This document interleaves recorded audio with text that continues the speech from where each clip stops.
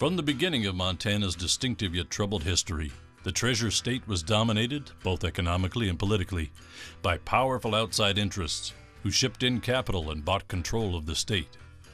Historians tell us that as the Anaconda Company and its friends ran Montana, economic and political power flowed out into the hands of distant capitalists and corporations. Policy was determined in far-off New York City, and control of the press was rigid. Anaconda's corporate dominance in Montana's political affairs was unique in American history. For its first 75 years, Montana was a one-company state. But then big winds of change roared across the Treasure State. Between 1965 and 1980, Montanans ripped off their copper collar, transforming Montana from a corporate colony into a free, modern state. The people finally controlled their own destiny. The pitched battle between the people and the established power structure was not easily won, but fired in a crucible of change. A new Montana was born. Join Evan Barrett and real history makers of the time as they shine a light on this remarkable era. Welcome back to In the Crucible of Change. In this episode, which we call High, Wide, and Handsome, we're focused on the accomplishments in Montana during this era of progressive change that relate to the land, to the water, to the air, to the basic nature of Montana in terms of environmental change and progress that was shown on that field during the 1970s. We are joined by two extraordinary Montanans. We're blessed to have them here with us today. They started out as new kids on the block together in 1971 in the legislature when they were both freshmen. And that is Bob Brown. Bob, 26 years in the Montana legislature, right. 4 in the House, 22 in the Senate, right. 4 years as Secretary of State, and then you were a nominee for governor for the Republican Party. Dorothy Bradley. Dorothy came in 1971, the same time Bob did, and over a period of, had 16 years in the legislature, broken by a period in there where she was doing a few other things. That being said, between 1971 and 1993, you had 16 years in the Montana legislature. You also were a nominee of the Democratic Party for governor. These folks here, I'm so honored to have you with me, I remember went from, as I say, new kids on the block to prominent state leaders. And we're honored to have you, here with us today on In the Crucible of Change. So, now, to that idea that you came in together in 1971, that wasn't happenstance, really. When we sat down and talked with Dorothy Eck, and had a wonderful program with her, she spoke about the two of you emerging from Bozeman's Earth Day activities in the spring of 1970. I wondered if you might move on that and talk a little bit about how did that all happen? What was going on? You just came back from education in Colorado and then overseas, back to your home of Bozeman. You were from the Flathead, right. But you were the president of Montana State University's student body, weren't you? Mm-hmm. So did you get engaged in Earth Day? Fire away. I will start out with that because I was a sort of wild, crazy person, where Bob was more traditional student body president, really respectable. And there we came out of the chute together and loving every minute of it.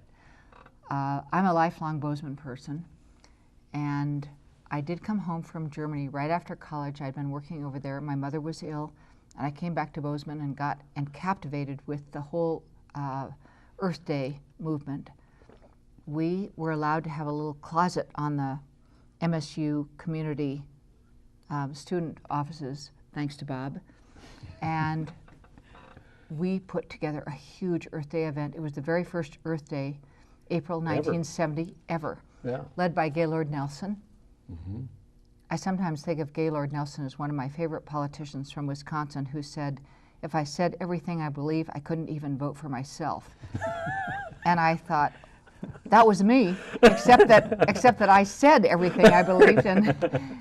And we had this extraordinary Earth Day presentation on the MSU campus in Bozeman. And then that evening, with the encouragement of some mutual friends of ours, I suddenly thought, oh, I'm not going to go to graduate school. I'm going to take a year off and indulge myself in Montana politics. And I went to the Secretary of State's office and filed for the Montana House of Representatives. Now, Bob, you were part, other than giving him a room, obviously you were an eager participant in this thing.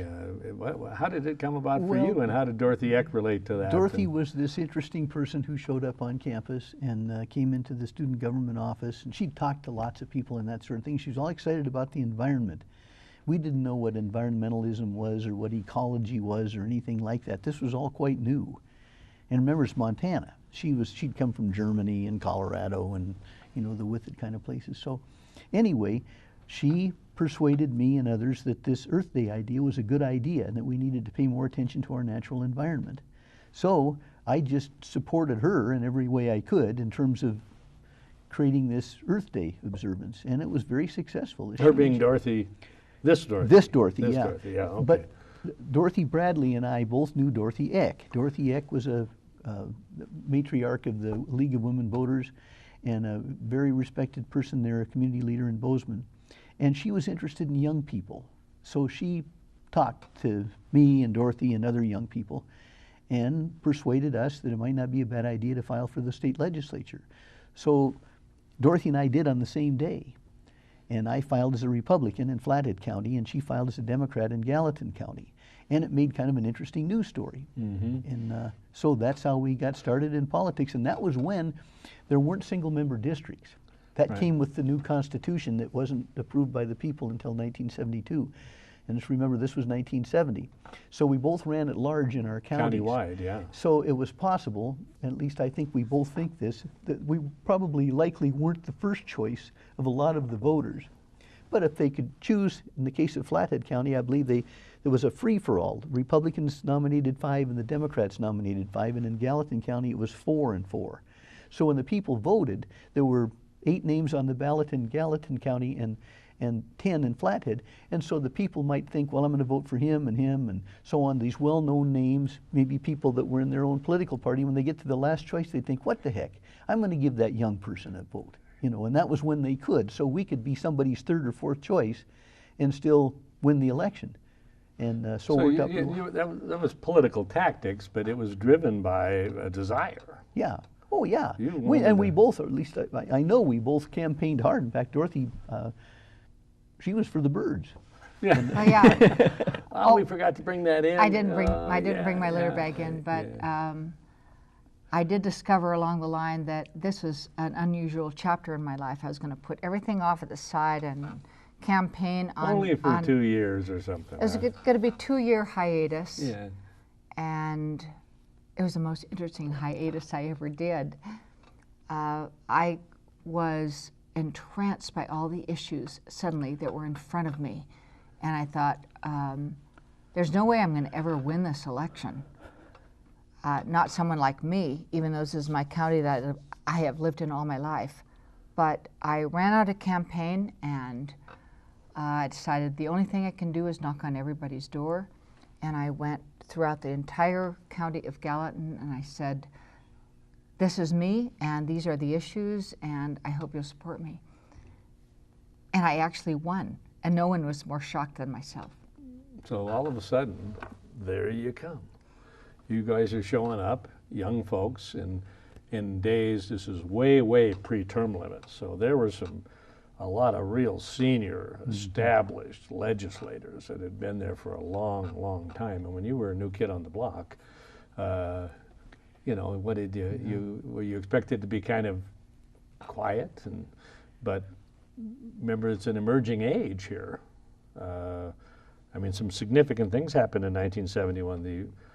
You know, I mean, again, we're focusing, there's so many things you've done in your lives, by the way, in broad ranges of policy, but in terms of the term environmental or conservation or whatever we want to call it, gee, in 1971, the Montana Environmental Policy Act was passed.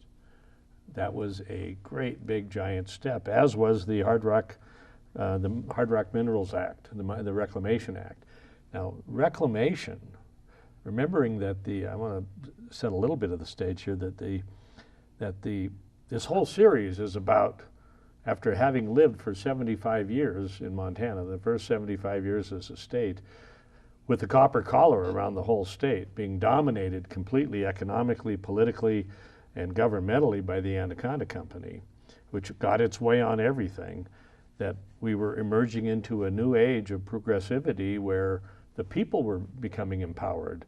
You two were kind of emblematic of that. How did it play out when it came to this type of legislation? And I'll start on that just for a minute. Bob is the historian. He's an extraordinary historian. But one of the things, there's many things I remember about that era.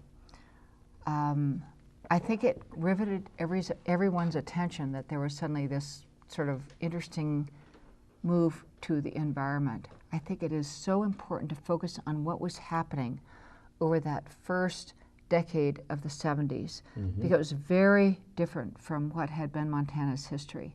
Montana's history had sort of been move along, rape, pillage, move on to the next, and suddenly there is this feeling of, no, we're here for the duration.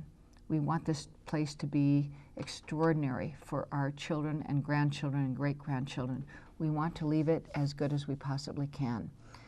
And but in the 1971 to 1975-7 sessions was an extraordinary period of Montana history. And I think it was driven by this new vision among all the citizens and the legislature, of course, that we're not just thinking of being here temporarily, we're thinking of being here for the duration. Right. We're here forever. We are going to think of our grandchildren and our great-grandchildren, and we want the system to be as productive and beautiful as it always was. And so there's this transition taking place with the legislature and who is there, who is elected, and who are the controlling powers that look over it, and also the lobbyists. Who is in there working to influence voters, who is walking through the House and the Senate chambers every day, and who is saying this is what we envision our future to be. It's just, it's such an amazing time of transition of thinking that it's hard to capsulize it, but that's what was going on. it's interesting, Jerry Holleran, who was a newspaper reporter at the time for Lee Newspapers. Later, he became a major staff person in directing the Constitutional Convention, and he's part of our series. But Jerry, at the time in the newspapers, I read the quote and I couldn't resist it because it's to this topic. He said, and I think he was speaking of the years before this in terms of setting the context. If environmental bills, he said, were not killed at the drop of an industrialist's hat, they often went down under the crunch of a cowboy boot. And they almost about I wouldn't call it the unholy alliance, but it certainly was an alliance of convenience with the Anaconda Company industrial complex and the Montana stock growers cadre in eastern Montana mostly, combining to represent the vested interests of Montana, which prevailed to that time. And then all of a sudden it kind of changed. Your reflections in that first year about that type of change? Well, I think several things had a powerful impact because they came together at sort of the same time. And the era we're talking about here from roughly 1965, maybe 1970, until the late 70s, maybe the very early 80s, you could maybe refer to as Montana's second progressive era. The first one being from the 1890s, maybe up through the administration of Joe Dixon in 1924. But you had the Anaconda Company selling their newspapers in 1959. They'd realized that they couldn't really control the public opinion in the state with newspapers anymore. Radio and television were coming in, and they saw their future perhaps more in South America actually than Montana at that point. And so they were kind of phasing out. They didn't have the powerful control perhaps they'd had before. And so that's going on, and that's an important thing that's going on. And then Dorothy's interest about Earth Day and the environment, that was creeping into the consciousness of people in Montana too. I mean, and at the Earth Day celebration in Bozeman, you know, that was an important thing, but there were people kind of beginning to think more along those lines. There was this feeling that our Constitution was totally outdated and antiquated. We had citizens boards that were appointed by the governor incrementally 1 year at a time, and some of them hadn't functioned very well for a long time, but most all of them had budgets of some kind or other. So there was a feeling that maybe we needed to draw up a new Constitution. And that was happening, you know, at the same time that these things were all kind of coming together. And I think there was a lingering resentment that was kind of bubbling to the surface about the control of politics in Montana by the Anaconda Company and increasingly perhaps by the Montana Power Company. And it just kind of exploded with the Constitution, the 1972 Constitution. Because the 71 legislation... The very year that you were elected, 1970. 71. Yeah. And 70 in the election, the people of Montana called the convention. Right. And said, we want the convention. And so while you were in session in 71, all the groundwork was being laid for that special election late that year. Right. And that, of course, got tangled up a little bit with the sales tax. Yeah.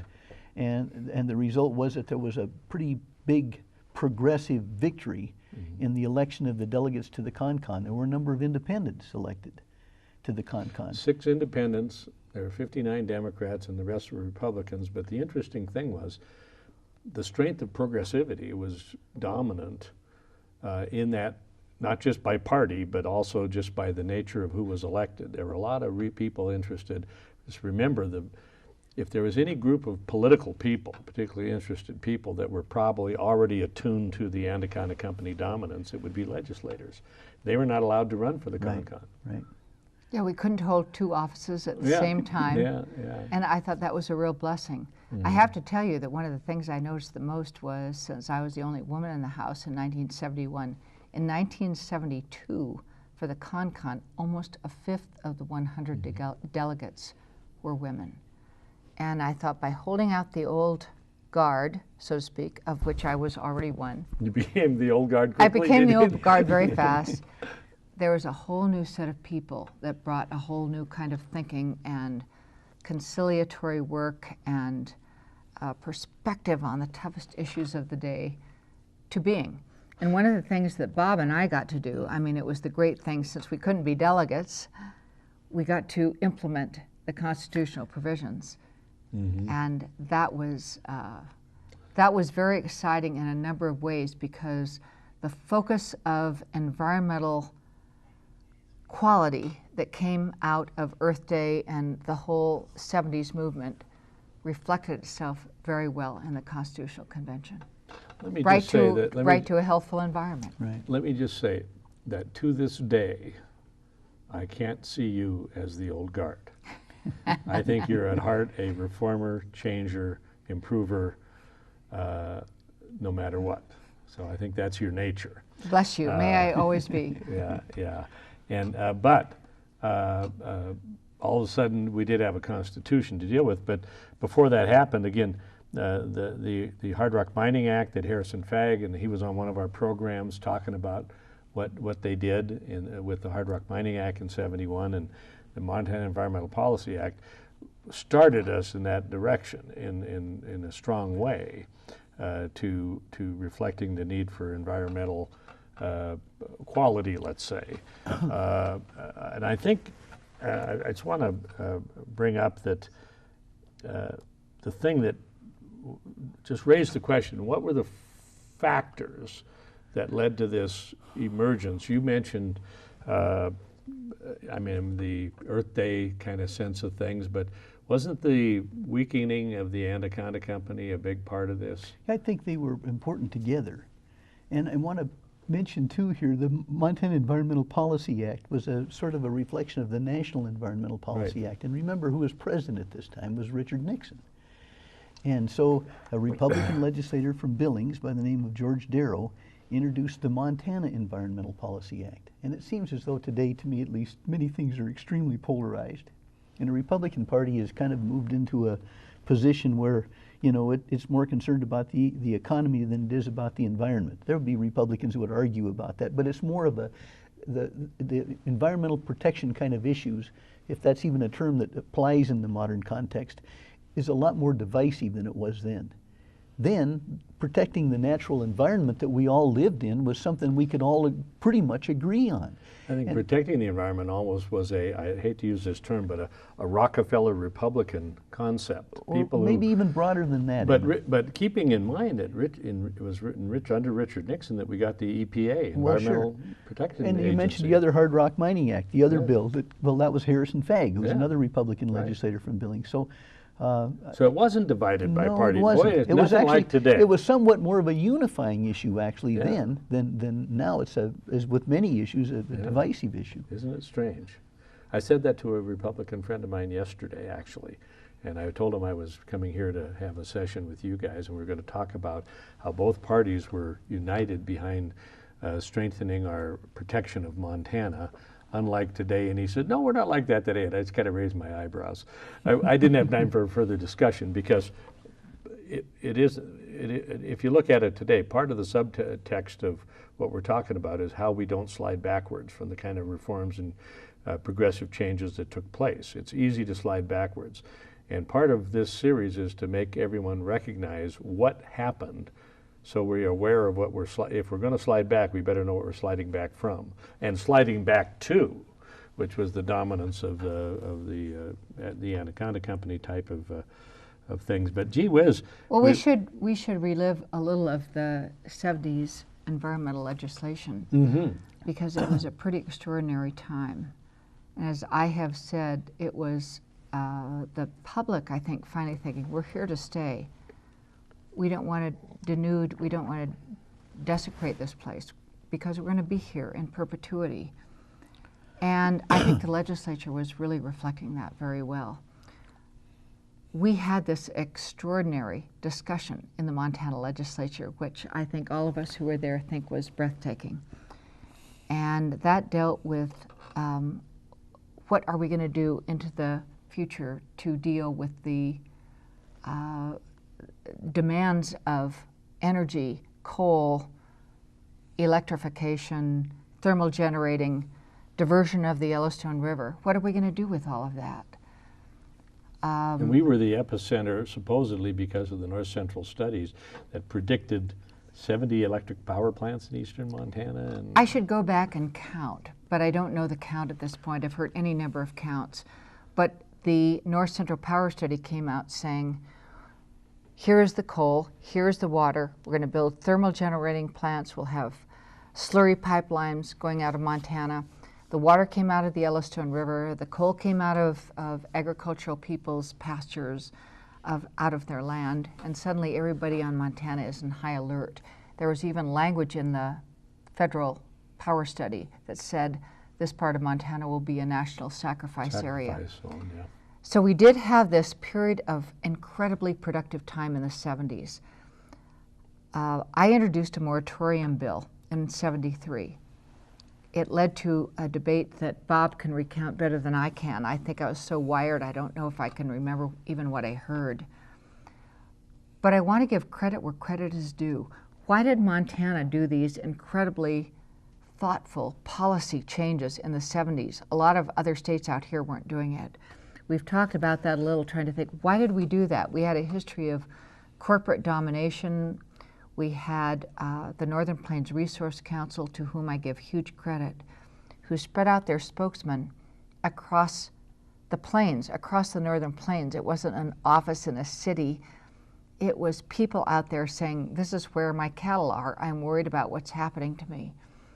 And we had this debate in the Montana House of Representatives about whether we should postpone development for 2 years, postpone more permitting of mining, of diversions of the Yellowstone River. Should we postpone this while we think about the future that we want for Montana? But that idea came entirely from ag representatives meeting in a living room in Billings one year, thinking, you know, we're so worried about our lifestyle. Where are we going? Montana has, at least in the last 40 years, a wonderful history of activism out there in the grassroots, saying we want to have a voice in our future. So this produced a bill to say, hold our breath, let's take a break for 2 years, and see what's happening before we do anything more, because among other things, the fear of this massive development that looked like it was coming. What happened to that bill? Well, it's a great story. Dorothy sort of threw the ham into the synagogue, so to speak. And it created a great furor of activity, and but we had to figure out what to do with that.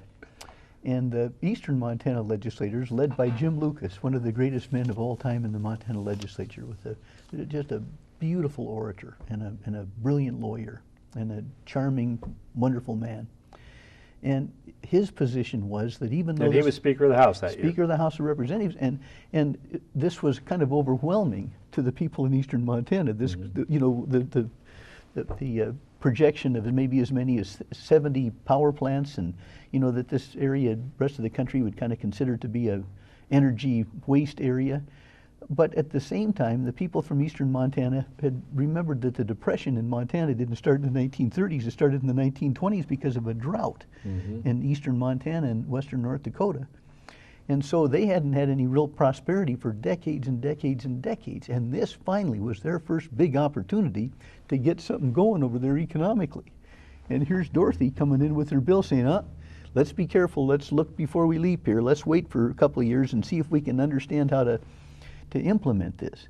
Well, I thought it was a great idea to do that, but I mean, I didn't come from that part of the state, and those people over there, I think, were afraid that if we postponed it for a couple of years, that it may never take place, or at least it may never take place in a significant way that could really help them economically.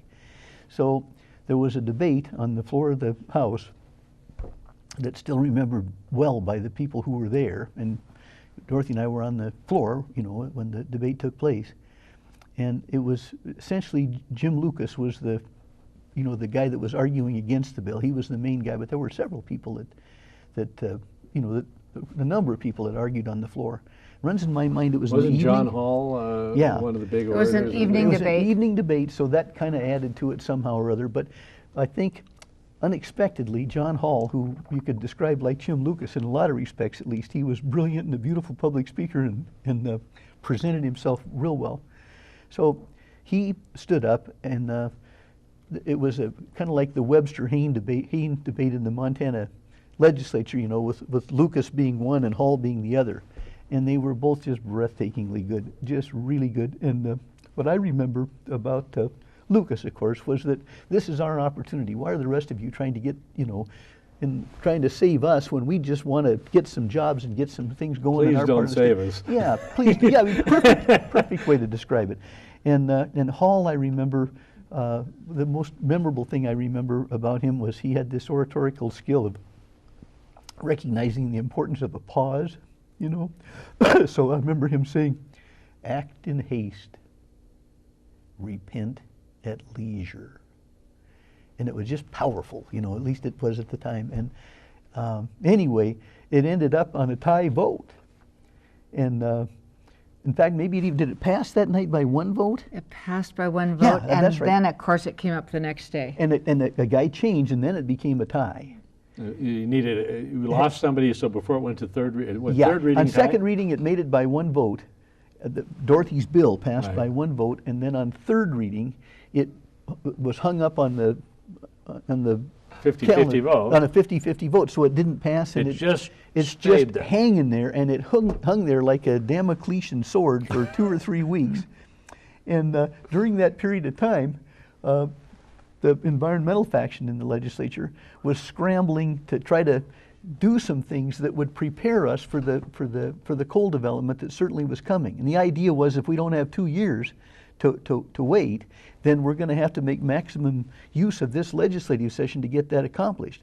Well, the other side that desperately wanted to go ahead with the coal development was eager to bargain to make sure that they could To get stop started the with it. moratorium. And so it was an incredibly productive time during that legislative session. Dorothy's bill was responsible for it. I mean, it was what forced the actions that took place during that legislative session that we now characterize as an important part of Montana's second progressive And that year. was the 73 Right. session, and that included the Strip Mine Reclamation Act passed. Yes, there was a number of bills that passed, and I love Bob giving so much credit to the moratorium, but I think everybody was really ready to move. there was a kind of a spirit of cooperation. Let's get this stuff figured out. It's so technical and it's so complicated. I would be the first to say that those people who worked through the detail, they deserve our thanks to this day. Nothing was easy. Dick Kohlberg and Herb Hunnekens and these other people, Dick had run solely to get a reclamation bill through the legislature. He had relatives out at Sarpy Creek, and you have to understand how complicated this was for Montana. Suddenly this resource is desired, and yet the coal is the seam in the earth that's carrying the aquifer for the ranchers out there. And when you disrupt the coal and take it out, you know, you don't know what's going to happen to your water supply. And then you're going to have these power plants at Colstrip. Is it going to be a company town? Is it going to be an incorporated town? It was very tough. It was like everybody said, let's try to cooperate to figure out what our future is going to be. And the main thing I can say is, I really do think that that is the time Montana got its collective head around the situation of, we've got to think about what kind of place we want to be for the future. You know, we're not going to just be ripped off by companies who leave a big hole in the ground for copper mining.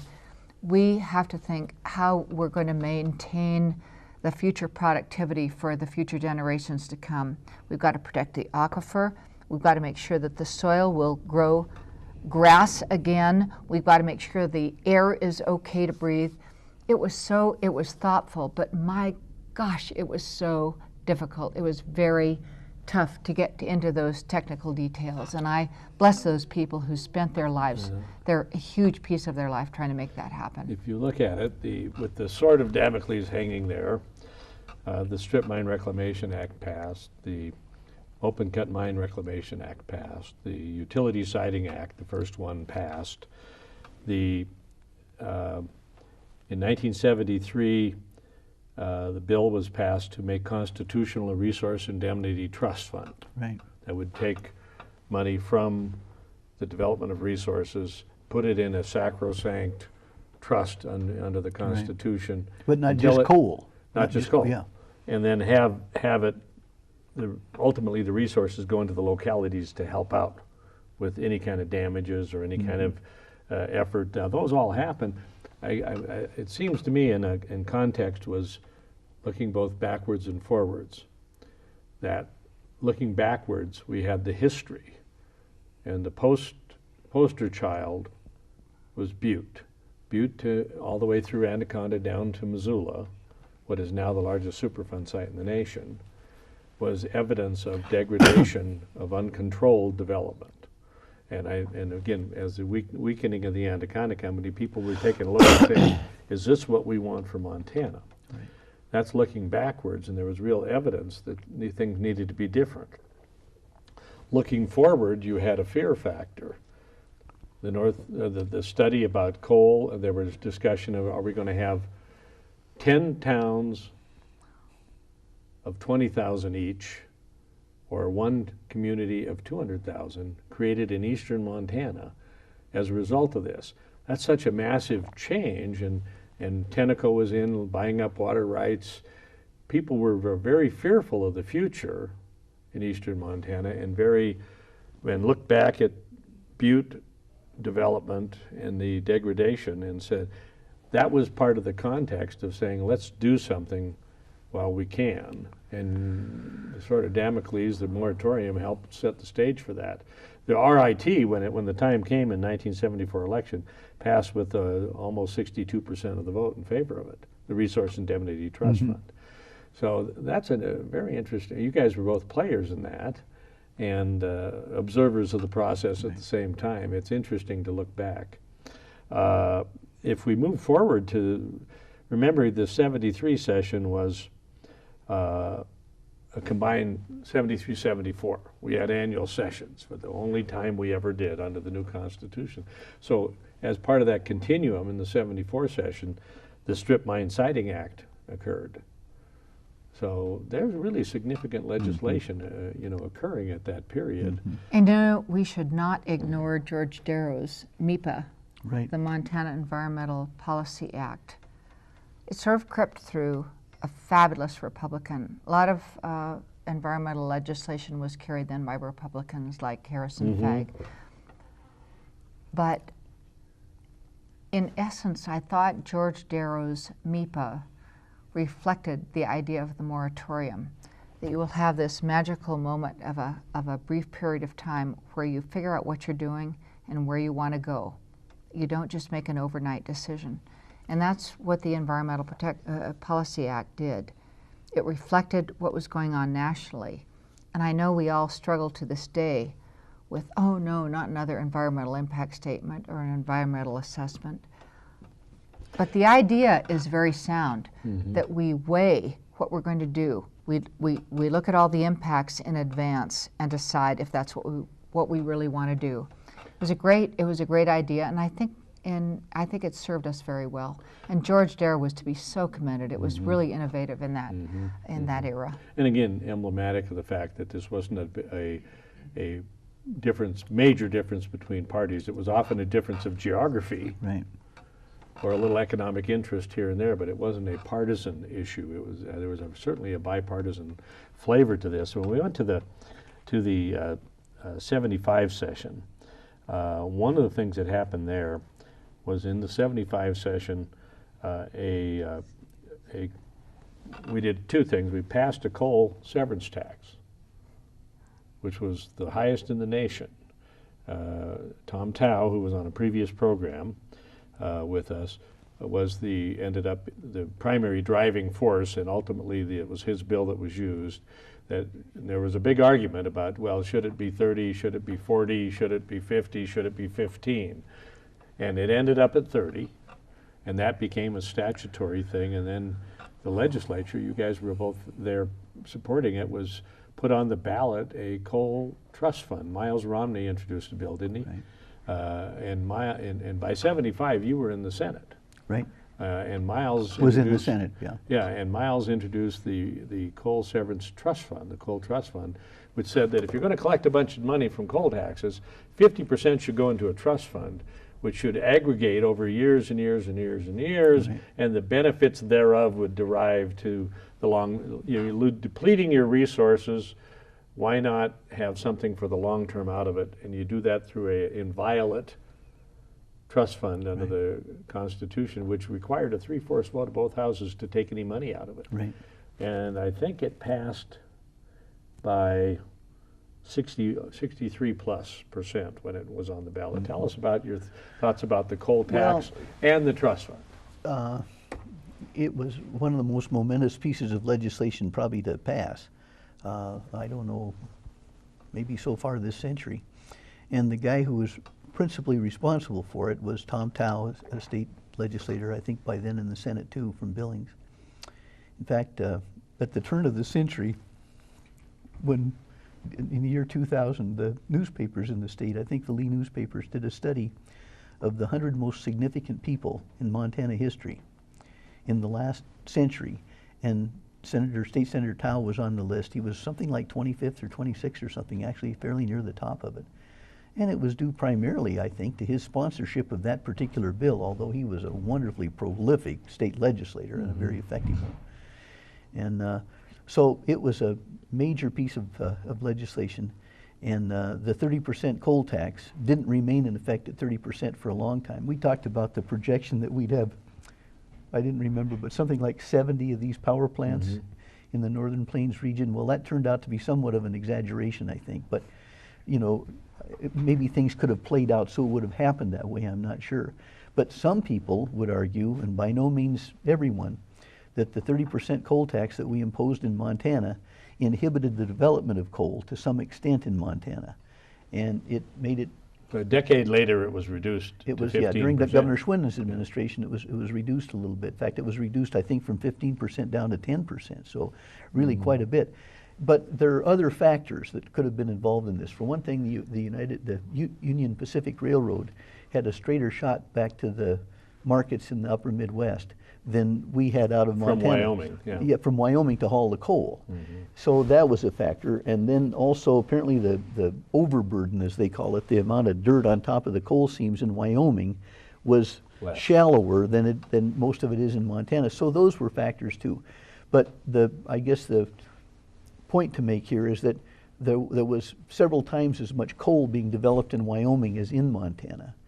And that's what led eventually to the reduction of the coal tax. But that doesn't diminish the great importance of the coal tax, because at the rate we were developing it in Montana, and the way that 50% of it's gone into the coal trust that Senator Romney, who incidentally was a first cousin of George Romney, who was the presidential candidate back for a while, and I think obviously related then too to Mitt Romney, though for a different political party. But anyway, Romney's bill that established the coal trust has led to a trust for future Montanans to benefit from that now amounts to $1 billion. This year it crosses $1 billion. It crosses $1 billion, and so this feeling that we all had back when we started in the legislature and that was developing before we got there about how we developed all this copper in Montana and we didn't really have much to show for it. We had a big Superfund site to show for it. And so the idea was this time we're not going to let that happen. We're going to try to set aside an important part of the revenue from the coal for future generations to enjoy. And I think that's been successful. Well, so that was a huge piece of legislation. Isn't it nice to be able to take and look at something that you conceptualized, you thought about it and said, okay, this is going to maybe start small, but it'll grow. And if development occurs, and if we deplete the resource somewhat, and we haven't really touched it that much, but it's still a depletion of the resource, we will have something to work with for future generations. And then to sit here now, here we are, 44 years later, well, in this case of this one, it's 40 years later, and we have $1 billion fund there that is generating interest that supports the general fund, supports water projects, sewer, bridge projects, is invested in Montana business development. I mean, what a success story to feel like you were part of that. It's a really nice success story. It's like everybody has to fight for it every time the legislature is back in session because somebody wants to invade it. So sometimes you wonder if it's just a little bit of a curse. I mean, instead of dealing with the ongoing demands of revenue and what we have to do to fund the state and education, all the important things we do, everybody always says, oh, let's figure out a plan to go after the trust fund. Let's go steal money out of the savings account, so to speak. Yeah. But it was an extraordinary product of wisdom and foresight, and those who created it, I just came along with the momentum, but it was simply and visionary, and Well, it's really times, remarkable. Yeah. We're speaking of the times, and you were part of it, and you didn't have to write the bill, but to reflect on those times, I mean, I think of the forward of the person who drafted, who said, if you're going to try to take money, I mean, this is like really, I think, understanding the nature of legislation and the desire that if I can take it out of a sock of money here, a can of money in the backyard, and I don't have to have a tax, I'm better politically, so that it says 3/4 vote of each house separately to take money out of it. A damn near impossible thing to get done. That was some real thinking on someone's part. I don't know who it was. It was Francis, whether it was Miles, whether who it was, but it. There was a lot of great thinking, and probably not enough credit is given to the many people who were thoughtful. Major facility siting was Francis Bardnow's. I think it was in 1975. I mean, this is the person to whom all of us simply prayed on the altar. He was such an extraordinary leader in Montana. But I think he wanted a little piece of the action. He did so much action to modernize Montana. But when he introduced the Major Facilities Siting Act, I think by the time he introduced it, every person in the Montana House was a signatory, was in effect a co-sponsor, Wow. which just shows what feeling there was at that point that these are important things. This will mark our period of Montana history. So if you're going to build one of these things, we're going to have to do it on Montana's terms. Is that the way Montana we look terms, that's a good way of putting it. at it? And so everyone signed the bill. Wow, That's pretty stunning, isn't it? Yeah. No one ever signed. I never had that many signatories on any bill I introduced. You know, though, it's interesting, too, to look at some of these things because the Major Facility Siting Act, I think, is an example of some of the legislation that was enacted in the 1970s that was pretty significantly modified in the 1980s. Yep. Then the concern was, gosh, all this development's taking place down in Wyoming. They've got money for things we can't afford up here in Montana. Maybe we should make it a little easier for these plants to be sited in Montana. The coal tax, which we've already mentioned. Gee, maybe if we offered the window of opportunity as Governor Schwinden proposed, if we can entice enough more development into Montana, then the benefit to the developers would be that they'd have to pay only a 20% tax on coal instead of a 30% tax on coal. So we were frightened of the development. We wanted to be careful about it. We wanted to look into the future and protect future generations from being overwhelmed by this. But that changed within about a decade or so, not completely, but that maybe we went too far on this thing. Maybe we want to actually develop a little more coal, and now that we've got these laws in place, we can still do it on Montana terms and that sort of thing.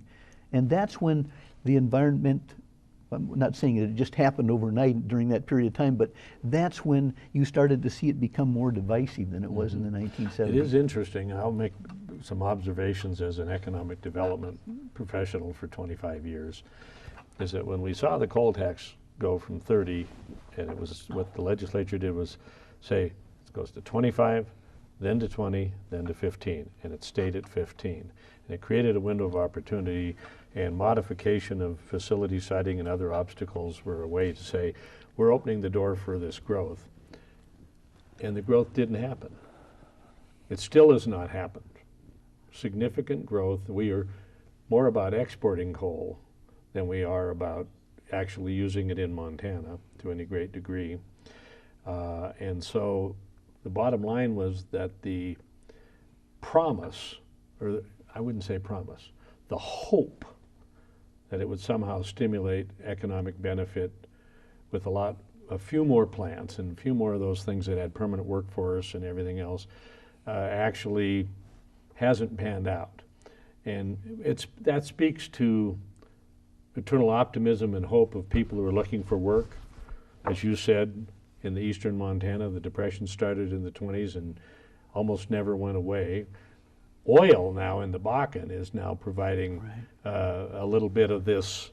It reaches out and impacts eastern Montana in an interesting way. But coal itself, I think when we saw the reduction of the taxes, it was not one of those supply side things where the rate went down, we cut the rate in half, doubled the production, got the same amount of taxes. It didn't work that way. But what you do when you're doing this stuff is you do what you think's right. And in the 1970s, what was right was protecting Montana after a near century of degradation, lack of control, lack of... Now, by the way, speaking of that, you had in 1975, we had a number of things happen in 75. The trust fund was put on the ballot, but a Lakeshore Protection Act came up. It was an interesting experiment in popular politics and representation. Yeah. Now, who would have concern over a lakeshore? Well, it might be a guy from northwestern Montana with Flathead Lake and Bitterroot Lake and Ashley Lake and Whitefish Lake, a lot of pretty That would be a fellow named Bob Brown, I think. Would it be? How are we fixed for time? We've got about 6-7 minutes. But, okay, well, I'll be brief because I'm sure Dorothy has another comment or two to make too. But it was again kind of typical of that era. I think it'd be more difficult to get past now, but in the 1970s and 1975 we were concerned about protecting our environment. And the story is that my hometown of Whitefish, there was this fellow who filed a quitclaim deed on a piece of property right near a little stream that flowed into Whitefish Lake called Lazy Creek. And after this guy got ownership of the property, he went there in the fall with a cat, a crawler tractor, and he dozed a bank down near the mouth of the stream, not realizing or not thinking about the fact that in the spring, when the water came way up, little old Lazy Creek turned into a raging torrent, and it washed all this fill plus a great deal more fill into Whitefish Lake, all the ground that he disturbed there. So the lake, that beautiful lake, was coffee colored, you know, in June and July of that summer. And the landowners around the lake came to me and said, "Bob, there's got to be a way to prevent somebody from doing something like that." So several of us got together on the local level. There were, Frank Morrison was an attorney there, and a guy named Buster Schreiber was an attorney. Gene Hedman was an attorney. Charlie Abel, who managed the credit union, and myself. And we spent some time working out the details for a Lakeshore Protection Act. But we didn't want to have to go to Helena and have them enforce it on the local level. We wanted to somehow, to the greatest extent possible, to have the enforcement take place right there. And so we provided for the creation of lakeshore committees on lakes that would be made up of people who own property on the lakes and who would advise the city or the county, the local governing jurisdiction where the lake was. Because in the case of Whitefish Lake, a fair amount of the lakeshore was within the city limits of Whitefish. And there were some discussions about how far back we wanted the protections to take place from the mean annual high water mark of the lake and that sort of thing. But anyway, all those details were worked out. And the bill passed, and I think it's been real successful. But then it was easier to get a concession or to get people to agree, hey, property values are involved in this. I mean, it's to everybody's benefit to have pure lake water quality, not just for health reasons, but for economic reasons. Your property's more valuable. And so you had pretty substantial people owning property around the lake who agreed that we needed to do this, and you also had people concerned from more of an environmental standpoint, you know, about the quality of the water in all the lakes in Montana. And so it was a neat bill, and it was neat to get it accomplished. You know, I think it reflects what you said about the desire for this quality, reflects on Montanans generally. And I think I personally think the proof's in the pudding that if you look at one of the strongest attractions Montana has, first and foremost, is the tourism economy is clearly built upon a quality Montana, one that is visually attractive, pristine, that brings people in here as visitors. Right. But if you look at people who decide, and this has been my business for 25 years, people that decide where to put their business if they have that option, and many businesses have the option of locating where they want to, if they want to grow the economy, that the quality of life in Montana almost always comes out right at the top of the decision-making matrix of these companies. And things like taxes, you know, which everyone says is the first problem, they're way down the list. Workforce, quality of life are big attractions for Montana, and they have meant a lot to developing the economy. So when Montanans decide to do it their way, to have a quality jobs and a quality environment at the same time, they're not opposite each other. They become something that works in tandem that helps develop an economy of Montana.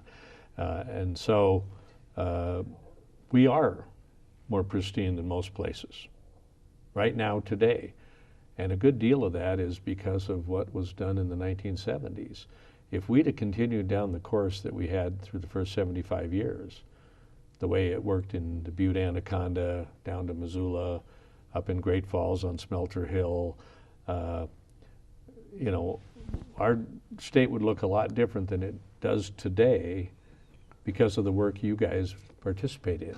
So in kind of rolling in, Evan, when I think of what I might have offered the most of in my wonderful opportunities to be in the legislature, I would think maybe number one was to encourage other people to be involved.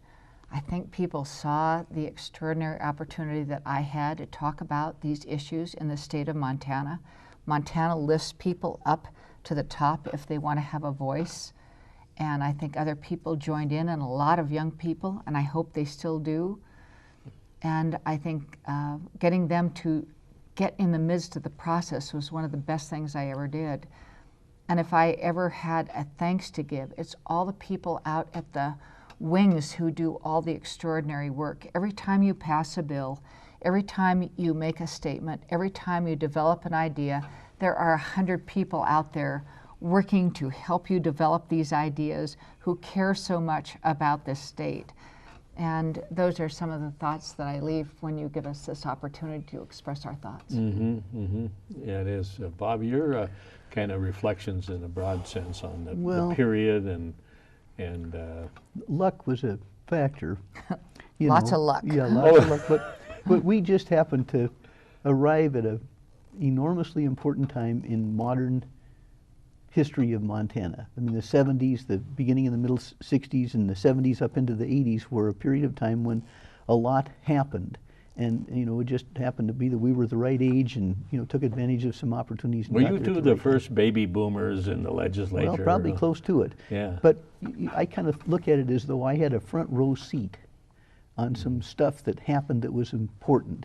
And I used my position there to influence things as I could, you know, as things developed, and look back, and I'm extremely grateful for that opportunity. Now here you are, the new kids on the block. No, we're the old kids on the block. Now we are. You're able to reflect upon this stuff looking backwards with all this experience that you've had, and you see that in today's political environment, the stuff that was accomplished in a bipartisan way for the benefit of Montana seems to be not the methodology. I mean, we're not seeing this happening today in Montana or in the nation for that matter. Right. I would like your each, as we think about how we take a second progressive era and don't slide backwards on it, as to the differences between now and then, and is there anything we can do about that? Well, I think optimism is a real important characteristic, and I've always tried to be an optimist. I'm having to struggle to be one now. It's tough some days, but Yeah. we still got to stay You there. have to. It doesn't. You don't gain anything, and you don't make any progress if you grumble and complain all the time. But I guess I know we're really short for time, but I can remember as a kid in the 1950s thinking the world is constantly becoming a better place. We had the Green Revolution, so with chemicals we were able to feed more and more of the world, and there weren't any hungry people, or at least near as many, you know, starving in India and that sort of thing. And it seemed as though as the colonies separated from the mother countries, in Africa in particular, that democracy was breaking out all over the world. And it was obviously the most enlightened form of government, and people were seeing that every place. And it seemed like the world was just becoming a better and better place. Even in the 60s and 70s, when we recognized the importance of the environment and so on, that was the case. Now, you know, if we're realistic about it, we don't see this stuff developing quite like it seemed to when we were younger. So you got a challenge of staying It's more of a optimistic, challenge but now. isn't the reality when you say you're bringing new people in is the biggest important thing you could do? I think there's a challenge today of young people not seeing it as a place of opportunity for change, and so, you know, we've got to stay at it. Well, Though, that is- guys, people like us have to stay at it, don't we, to fight the battle? Well, it's very sad to me that one of the best things I do is encourage young people to be involved. But they have to be involved wherever they feel the energy to be involved. And I sometimes think fewer are feeling less inclined to be involved in policy making. They see the horrendous negative of the battles that we have in the state and in the country right now. All I would say is hang in there. I mean, policy is the most interesting thing you could ever be involved in. It is a gift to get to decide issues of policy. So be engaged with the people that surround you and try to understand them and share and learn from each other, because that's the only way we're going to solve it. Well, thanks to both of you, in my mind, giants of Montana, that Montana is still high, wide, and handsome, and we'll reflect upon that in the future. And thank you for joining us in the Crucible of Change.